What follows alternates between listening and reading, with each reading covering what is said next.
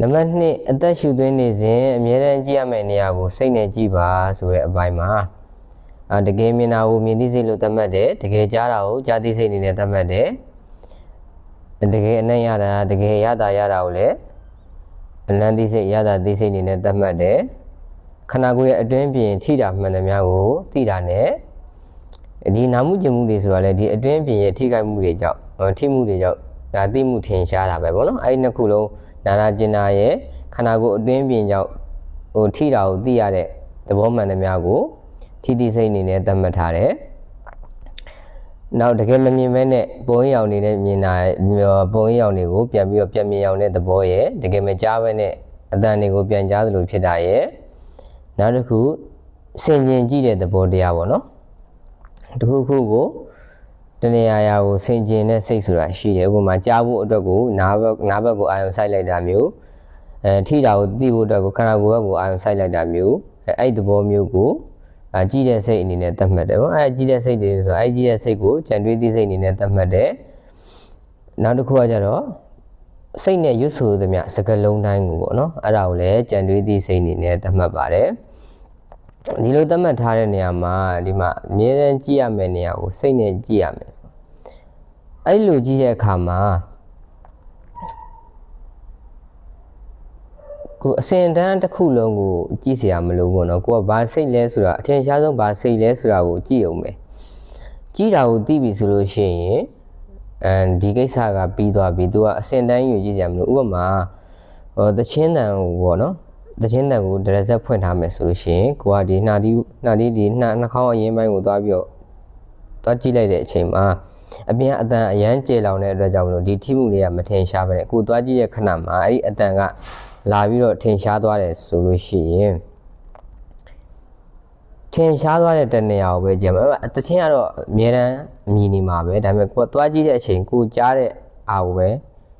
ဒါကြားသိစိတ်ပါလားဆိုတော့ဆုံးဖြတ်ချက်ရပြီဆိုတာနဲ့အဲ့ဒီအတန်ပေါ်မှာသွားပြီးဆက်မကြည့်စရာမလိုကိုလို့ရမယ့်အလုပ်ဖြစ်တဲ့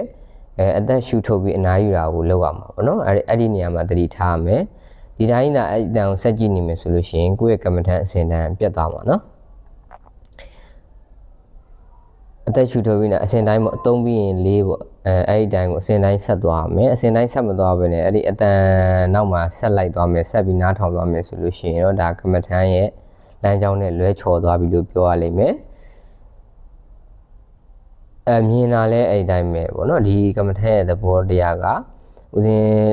လုပ်နေတဲ့အလုပ်သဘောအရာပေါ့နော်ဒီရှုမဲ့တဲ့သဘောအရာဆိုလို့ရှိရင်ငါမျက်လုံးဖွင့်ထားတာပဲမြင်နေဆိုပြီးတော့ယူရမှာမဟုတ်ဘူးကွစင်ကျင်တဲ့အခိုက်မှာဒီမြင်သိစိတ်ကလေးထင်ရှားသွားတဲ့တစ်ချက်ကိုပဲဒါကိုမြင်သိစိတ်လို့ဆုံးဖြတ်နိုင်ပြီဆိုတာနဲ့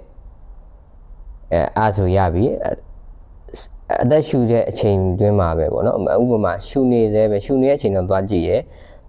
ဒါပေမဲ့အဲ့ဒီအချိန်မှာသွားကြည့်လိုက်တဲ့အချိန်မှာစိတ်တစ်ခုကထင်ရှားသွားပြီဥပမာမြင်သိစိတ်ကထင်ရှားသွားပြီဆိုရင်လည်းရပြီအဲ့ဒါဆိုလို့ရှိရင်အသက်ရှူတာမပြီးသေးရင်လေကိုကသွားကြည့်တာကိုပြန်ပြီးရုပ်သိမ်းလိုက်လို့ရပြီဆုံးဖြတ်နိုင်ပြီဆိုတာနဲ့ပေါ့နော်ဥပမာမြင်သိစိတ်ထင်ရှားသွားတာကိုဆုံးဖြတ်နိုင်ပြီဆိုတာနဲ့ပြန်ရုပ်သိမ်းလို့ရပြီပြီးရနဲ့အသက်ရှူထုတ်မယ်ကိုအသက်အဝါတဲ့အထိရှူသိမ်းပြီးသွားပြီဆိုလို့ရှိရင်အသက်ရှူထုတ်ပြီးတာနဲ့ပုံမှန်တိုင်းပဲ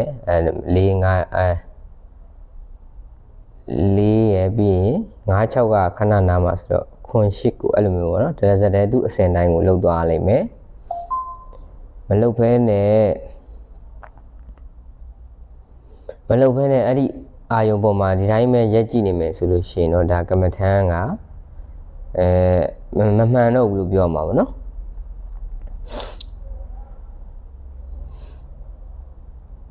ငါတော့အတန်ကလည်းရှိနေတယ်ငါနားကလည်းပိတ်မထားဘူးငါနားလည်းကောင်းတယ်ဒါပေမဲ့ဒါအတန်ကြားနေမှာပဲဆိုပြီးတော့ကြားတယ်ဆိုပြီးရွတ်နေရမှာမဟုတ်ဘူးကိုကဒီထင်ရှားတဲ့နေရာလေးကိုသွားကြည့်လိုက်တဲ့အချိန်မှာထင်ရှားလာတဲ့သဘောတရားကိုဆုံးဖြတ်မှာဖြစ်တယ်ဆုံးဖြတ်ပြီးတော့မှအစဉ်တိုင်းလုပ်သွားမှာဖြစ်တယ်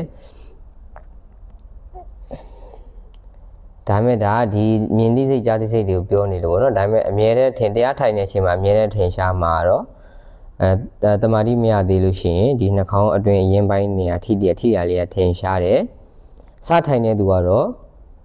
အပြင်အာယုန်တွေကထင်ရှားနိုင်တယ်ဒါပေမဲ့နည်းနည်းလေးစိတ်တည်ငြိမ်မှုတမာတိရလာပြီဆိုရင်ဒီနှာခေါင်းမှာထိတာနဲ့ အဲ့နေရာကိုသွားပြီးခုနဆင်ကျင်တက်တယ်ပေါ့ဘာစိတ်ဖြစ်နေလဲဆိုတော့သွားပြီးဆင်ကျင်နဲ့ကြည်တက်တဲ့စိတ်ကလေးအဲ့နှစ်ခုထင်ရှားတယ်ဒါပေမဲ့ဒီတမာရီအနေငယ်ရလာတဲ့အချိန်ကျရင်တော့ဥပမာထိတာက10ကထင်ရှားတယ်ဆိုလို့ရှိရင်သွားကြည့်ရဲ့စိတ်ကတစ်ခါဝင်ပြီးတော့ထင်ရှားတတ်တယ်အဲ့ထက်ပိုပြီးတော့စိတ်တည်ငြိမ်မှုတမာရီရလာပြီဆိုလို့ရှိရင်ကြည်တဲ့စိတ်က10ကထင်ရှားပြီးတော့နှာခေါင်းအတွင်းမှာတင်းကျပ်တဲ့အသက်ရှူစဉ်တင်းကျပ်တဲ့ခံစားမှုလေးကတစ်ခါလောက်ပဲထင်ရှားတာမျိုးဖြစ်ပါလိမ့်မယ်ဒီကမ္မထမ်းရဲ့သဘောတရားတော့ကမ္မထမ်းပျောက်တာခဲနေမှာဘာကြောင့်လဲဆိုရင်အနည်းဆုံးဒီထိမှုမထင်ရှားတော့ဘူးဆိုရင်တော့မှပဲတင်းကျပ်မှုမထင်ရှားတော့ဘူးဆိုရင်တော့မှပဲဒါကိုသွားပြီးတော့ဘာစိတ်ဖြစ်နေလဲဆိုတာကိုသွားကြည့်နေတဲ့စိတ်ပေါ့နော်ဒီနံပါတ်2စိတ်ပေါ့နော်စိတ်နဲ့ကြည့်တတ်တဲ့စိတ်အဲ့ဒီစိတ်ကအမြဲတမ်းရှိနေမှာဖြစ်တဲ့အတွက်ကမ္မထမ်းပျောက်တာမျိုးဖြစ်မှာမဟုတ်ဘူးပေါ့နော်ကမ္မထမ်းအရှုခံစိတ်ပျောက်မှာမဟုတ်ဘူး